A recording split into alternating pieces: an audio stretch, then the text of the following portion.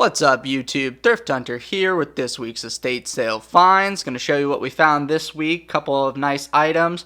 And first I just wanted to thank you guys for the last video. It actually ended up doing really well. I must have gotten the YouTube algorithm hug last week because that video just took off. So I was very excited about that. It was really cool. I ended up selling those items very quickly. A lot of people watched the video. And I sold most of that stuff pretty fast. So last week was pretty good. This week's been a little bit slower, but I am going to a flea market tomorrow, so I'm sure I'll pick up at least a couple of little items tomorrow. I might save those for the video next week, so first we're just going to go ahead and go through this stuff here. Alright, so we're going to start out with some of these kind of more typical items, stuff that I pick up here and there that I just thought was a little interesting. I was able to negotiate a little bit of a deal on them, so I picked them up. Here's a piece that I liked. It's not the greatest, but it's very interesting, and it's kind of like eye-catching. It's just a quartz silver, and it's got these, I guess, amethyst or garnet beads, and then lapis here in the top. And you can see a drill hole in the back of the lapis, so this is, someone's gem thing that they put together. You see these at, like, gem shows, and I've bought one before that was a little bit larger. So I ended up paying $40 for this piece, and, I definitely think I overspent on it, but I just liked it. It's just, like, one of those things that just caught my eye when I was looking at the jewelry at this sale. And, sometimes it just doesn't matter. If a piece looks nice, it looks nice. I kind of teach you guys this a lot, is that it's not about the price I pay. It's not about the price that the person who's going to buy it from me pays. It's about the piece. Do you like the piece? Does it, catch your attention? Is it something you could wear? So I bought it. Thought that piece was interesting. I liked this piece. I actually got a pretty good deal on this one. This was only $15, and this is, coin cuff bracelet, and this is 1943 Australian coins. So this is like a World War II cuff bracelet, and it looks like this middle piece was maybe made out of like a $50 or a dollar coin. I'm not sure which coin the middle piece is made out of, but this was only $15, and it's kind of like a neat little like memento, I don't know, World War II piece. So I right when I saw this, I was like, oh yeah, that's probably at least a $40 to $50 piece like all day. So for $15, I was happy with that one. I picked up this piece, which is an older Taxco Mexico piece. It's sterling with abalone, and it's nothing like that fancy. This I'll probably clean up to make it look nice again, but it just had some older marks. So when you see this sterling made in Taxco Mexico, you've got your eagle mark and then some other either inspection or maker's mark there. And it's a heavy piece. It's like 45 grams. I paid, I think, right around $45 for it. I do pretty well on the older Taxco stuff, especially from that certain era, like that 40s or before era that's like early. And this is a kind of early piece. I think the chain is probably the nicest part of it, but this is a nice, heavy, solid Taxco piece that I'll eventually sell. I'm not worried about that. Here's a lighter. I picked up a couple of lighters. This was $3. I don't know anything really about it, but definitely looks kind of like that World War II era as well. It's like an aluminum or something. And this is a little bit jammed from the wick. It's like kind of pushed out. But cool, neat lighter. Lighters do really well for me.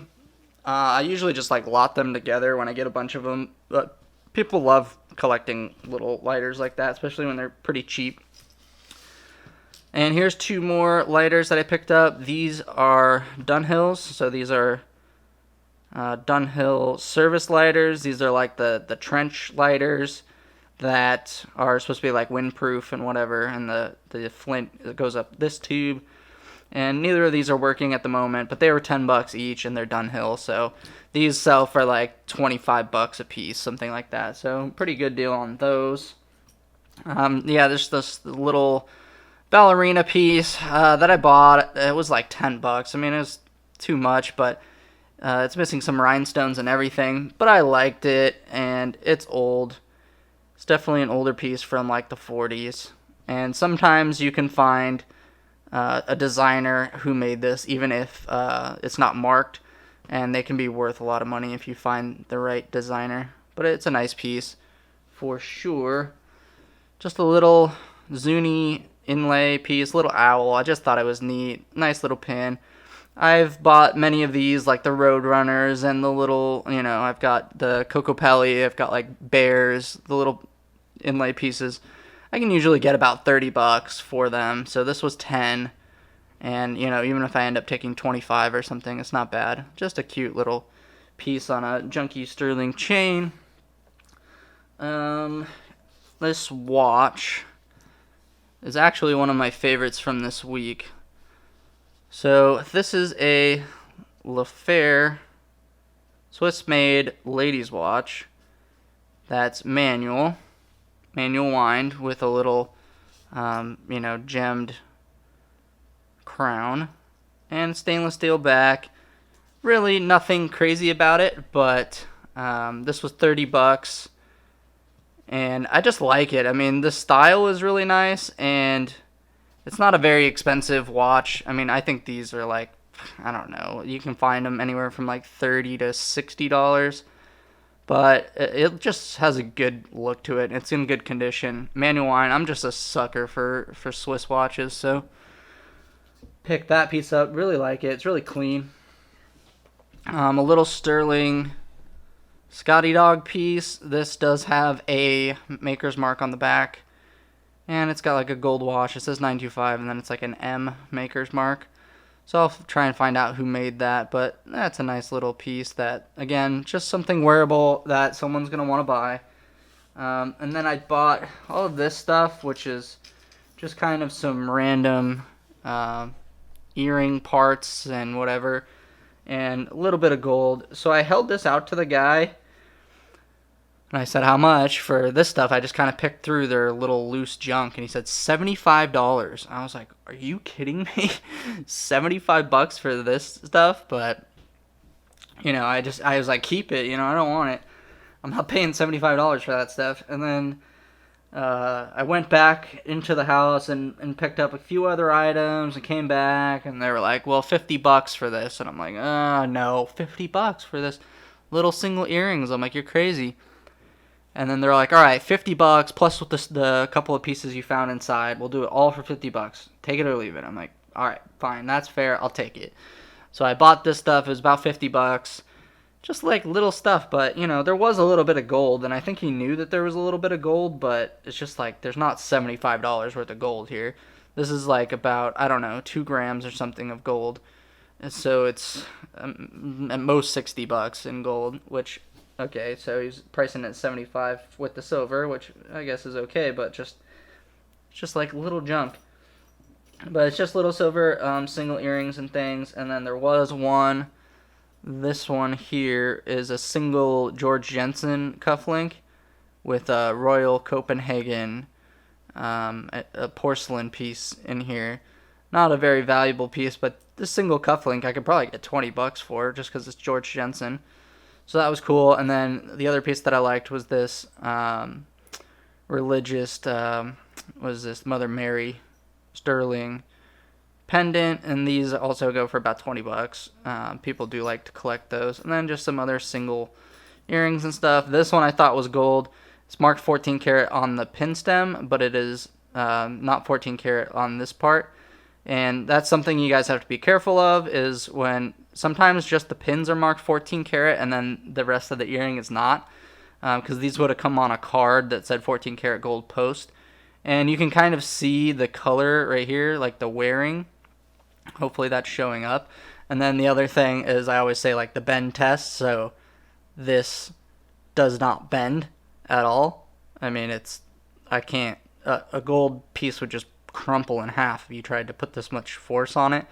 So I know that that's not gold, so we'll just clip the gold piece off and then just trash the rest of the earring, basically. So that was a little bit of a bummer. I was kind of hoping that this would be with the other gold stuff, but there is like a little gold 14 karat and jade stud earring, and then like a little 14 karat little single hoop, whatever. And then a couple of little charms that were in this box, little sterling charms. It's I don't really want to pull these out, but basketball, football, like a little ladder. There's that one with the little steak in the frying pan or whatever, the little turner here. You can see. And what else is there? Like the little tankard or something. So little sterling charms, nothing special. I don't really do anything with those kind of things.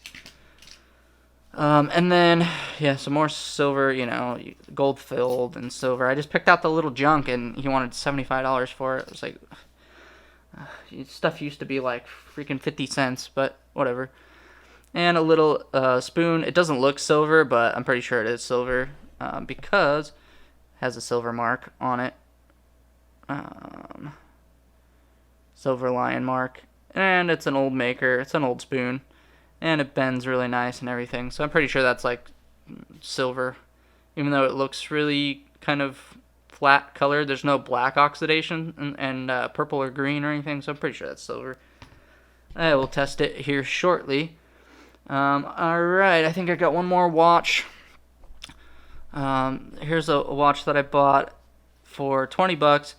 And again, not a very valuable watch, but I'm just a sucker for these kind of Swiss watches and older Art Deco stuff.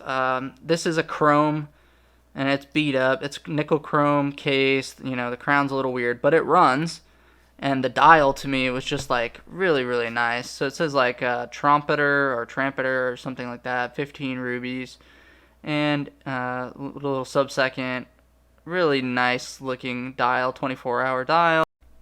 So I ended up picking up this piece. They do sell for a little bit, some of them. I mean, I saw some in the $50 to $100 range that were like much cleaner, I guess, kind of cleaned up, put on a leather band, and looking nice and usable again. So there is a little bit of a market for these, but just I couldn't help it but buy something like this. These kind of vintage watches are going to be catching up with the collectibles market, I think, at some point. So I pick them up. People like them. I like it. I think you guys can see, obviously, the nice Art Deco styling. But it's like a no-name movement. It's like maybe 7 jewels. It's, nothing crazy, but a nice-looking dial. I think that's where all the value is in that dial. It's really cool looking. So here are, the better, more expensive pieces that I bought this week and that we're going to talk about a little bit. This stuff I spent a majority of the money on, so this is probably like $500 or $600 in spending by me. So, a lot of money for just a couple of little items, and it doesn't look like much, but it actually is mostly gold and silver, so it's good stuff. I think I'll start with this paperweight, I guess. This was probably my best actual deal of the week, was this paperweight. Because this is what I got with all the little silver and gold pieces kind of just thrown in. So we'll see if it will give me a good focus on this. But it's kind of hard because it's, an optical deal. But this was a paperweight at an estate sale. I see tons and tons and tons of paperweights at sales, and they're usually not very good. Even if they are decent, they're not worth a lot of money. But every once in a while, you want to look out for these Millefiori paperweights because the better ones can be worth a lot of money. Typically, most of the really expensive paperweights are going to be Millefiori or like a twist or a, complex design. So this one, I just turned it over and saw this. So there's a little P cane here at the bottom, and I saw that and I thought, well, that's interesting. I know that for paperweights they do sign paperweights like that, so I figured, okay, this is a signed piece, and it just looked really nice when I was looking at it. So this was basically free. I mean, I've already got my money back in the gold and silver that I bought, and this is a Perthshire paperweight, and it's made in Scotland. And these are really expensive paperweights. And this one's pretty small, but still, I think this paperweight should be anywhere from like $75 to as much as $200, but I don't think it's going to bring 200 because it's a small. I think this one they call like a miniature paperweight, because it's maybe 2.5 inches, maybe 2 inches. I'm not sure. It's a pretty small one. The big ones, the big 3.5 inch ones can bring really good money because they're really expensive, brand new. Because this paperweight's not old. It's actually from probably the 80s, like 87, 89, something like that. It's not a very old paperweight. If you find big ones that are signed that are old, they can be worth a lot of money. The little P cane can be in the center. It could be on the side. They kind of hide the marks on these, so definitely something to look out for. That was probably my best deal as far as like how much money I'll make off of something here. So I was happy to pick that up. Here's a couple of pieces. I bought these all together. I got these from another dealer at a flea market. And, you know, we both, with dealers, it's like we both know what they're worth. And we both know what's going on, right? I want to buy it and put it on eBay. They want to sell it and get some cash because they have tons of jewelry. So we just go back and forth, you know, and are very upfront with each other and say, you know, this is how much I want to pay for it. And we make a deal. So I made a deal for $280 for these 4 pieces, which is like, there's not a lot of room in here for me. I'm not going to make a lot of money off of this, but it's great quality pieces that, you know, my buyers will love. It's great stuff to go into my store. So I ended up picking up this stuff. Very good quality items. I love to sit on it. Plus, I'm a sucker for enamel. So anything in enamel with good condition, I'm usually picking up, just because the stuff that's in perfect condition is worth way more than the stuff that's damaged. So I ended up picking up these pieces. So these two stood out to me first. This one I didn't really want to buy, but this one is actually probably one of the better pieces. But this is just Denmark. This is, I believe, Axel Holmsen. It's got a mark up here. 925 Denmark. It's a little 3D green enamel flower. These are very researchable. You can find them in different colors. This one's in really great condition. I think there's one in white with some damage that's like they're asking 40 or 50 bucks for it. And there's a couple sold in that $40 to $50 range. So this should be worth about in that $40 to $50 range. I've had some good luck with these, some bad luck with these. We'll see how I do on this one. And then this piece is, you know, penguins here, and it is marked 925 right in the little crossbar here. And I found out that these two pieces, and this one as well, the wolf, I saw this and I was like, this is awesome. So these are made by the Bamboo Trading Company, which is a company in California that designs these pieces and has them made in China. And it's cloisonné is the style of enamel. And they retail these pins out for about $80 to $100. And I thought that these pieces, if they were old, they would be worth a lot of money. But it turns out they're newer, so they're not worth quite as much as I expected.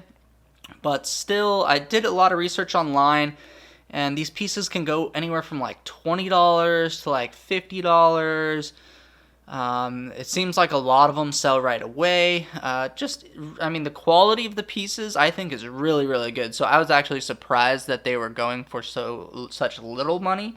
I would think that these were over $100 pieces just by looking at them and comparable stuff I've looked at. So definitely a company to kind of look out for is this Bamboo Trading Company. And they make the stuff in China, but look at the cool designs on these and the nice colors of the enamel. I was able to find one of the penguins, and someone's asking about, I think, 30 British pounds or 30 euro or something like that. So, you know, in that $30 to $40 range. This one I could not find anywhere, the wolf. I'm assuming it's in that same kind of range, but I'll ask maybe a little bit more for this one because it's harder to find. I found one with just the wolf without this bottom part, and it was a little bit different design, and they were asking 50. So, you know, I think I'll ask somewhere around there, but it's really nice. It's got like these little beads on the flowers or the leaves here on the branch, and it's got this nice little base to it, and it's marked 925 up here. It's really small. But I really like those enamel pieces, so I picked those up in this group. So, you know, best case scenario, I could get 150 bucks for these, but I'll definitely end up taking less, most likely, over time. We'll see. And then I bought an Omega watch. I just saw this watch, and I was like, oh, I like that it's old and vintage. And I said, how much? And she's like, oh, I want like $200 for this piece. She said, someone told me it's probably worth about $250. And I'm like, okay. And she's like, oh, it's a men's watch. And I'm like, it's a men's? Like, you sure it's not ladies? And she's like, no, it's men's. And so I looked at it. And I'm like, okay, yeah, it's men's. It's 14 karat gold filled. And so 200 and then 280 for these. So 80 bucks for those and 200 for this. I don't know. I thought it was a pretty decent deal. This Omega is worth about $250 to $300. There are a couple like this. I saw one like really nice and cleaned up that went for about $350, like with the nicer band, original band. This is not the original band, and was a little bit cleaner. Just restored. Went for about $350, $400. But this one has a really nice dial. I kind of like the style of this dial. And it's got this nice vintage look. It's kind of like a tank style, I guess they would call it, but it's like a square. So yeah, I bought this Omega. It's got a pretty nice movement. I'm not going to take it apart right now. But I'm just a sucker for Omega too. I think if there's a watch brand out there that is going to start going up in value, if you guys like watches, vintage Omega watches from like the 70s, the Seamasters, watches like this. I mean, they trade for like, you can get them 175 to like 300 bucks, and they sell them in jewelry stores and restored at like 700-800 bucks, some like really nice ones. So I think if you can pick up good deals, like, really good deals on nice working Omega watches, and you want to like hold on to them for a while, definitely not a bad idea. I think the reason why is the quality of the movements is just really, really nice. I was at a jewelry store this week with, Cartiers and Mont Blanc watches and all these different watches, and a lot of them, the movements are just not that great of quality, or they're quartz movements, and they're asking thousands of dollars, and you can pick these up for 200 bucks. I would take one of these over those all day long, because I think the quality is just really good. Like this watch and this watch, you get really good Swiss movements for like just really, really cheap prices. I mean, if this dial said Cartier on it, it'd be $2,000 watch at least. But it says Lafer, which no one's heard of, so it doesn't bring that kind of money. But Omega, I think, is a really good brand to start collecting if you can find certain ones. I have a couple that I've kept that are in my safe that aren't very expensive watches, but I just like them, and I think they'll continue to appreciate. So those were those things there. We'll get into just a few more pieces of gold, and then we'll wrap this up. Alright, so here is the last couple of pieces. Here is the gold that we're going to be looking at today. I bought these pieces, again, from like estate sales and dealers. Nothing's cheap. People don't give away gold, so I did have to pay a little bit for these. But, like I bought this pair of earrings. This was $40. These are 14 karat white gold with a green stone. Again, I don't really care what the green stone is. I am going to do a whole video on gemstones because I told everyone in the last video, don't get hung up on the gemstones because they're not worth that much. And I just had like 100 comments saying, oh, you have to know the gemstones. So I'm gonna do a whole video. I'll do it because apparently everyone thinks gemstones are worth millions of dollars. And we're going to I'll go over every single type of gemstone, how much you can buy them for in bulk online for just a couple dollars per piece, and everyone thinks that the gemstones are worth so much money. So we'll do a whole video on that. Don't worry, that's coming soon. But these are 14 karat gold. It's about 2 grams total, 2.1, and those were 40 bucks. Great deal. I buy a lot of gold off of this estate company because they're really fair on the gold and really bad on the silver. They have like tons and tons of silver chains and stuff that they just never sell because they charge too much. But the gold, they price it like scrap. So, this is about scrap, maybe a little bit less. And those are some nice earrings. Go ahead and, do some research. These sell for $75, $80 on eBay for sure. So I got those. And then I bought these ones. I kind of grouped these into part of the deal, but these are 14 karat as well. These were 60, and these are like, I guess they're supposed to be watermelon tourmaline. I'm guessing they're like a synthetic, most likely. But those are, again, some nice earrings. I do really well on little gold earrings. They're really easy to ship, really easy to store. I can sit on them for a while, no problem. And then if you want to go buy these in the store, they're going to be twice what I'm asking. So nice little pieces, little diamonds, little stones. So those are cool. I like the gold earrings. I always pick those up. And then I bought these two pieces. So I bought this Lady Elgin diamond 14 karat little watch.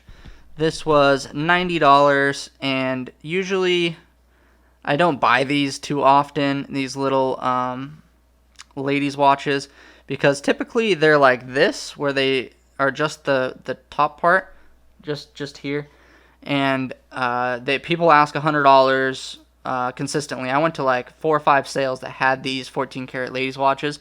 Every single one of them, $100, $100, $100. I see tons and tons of them.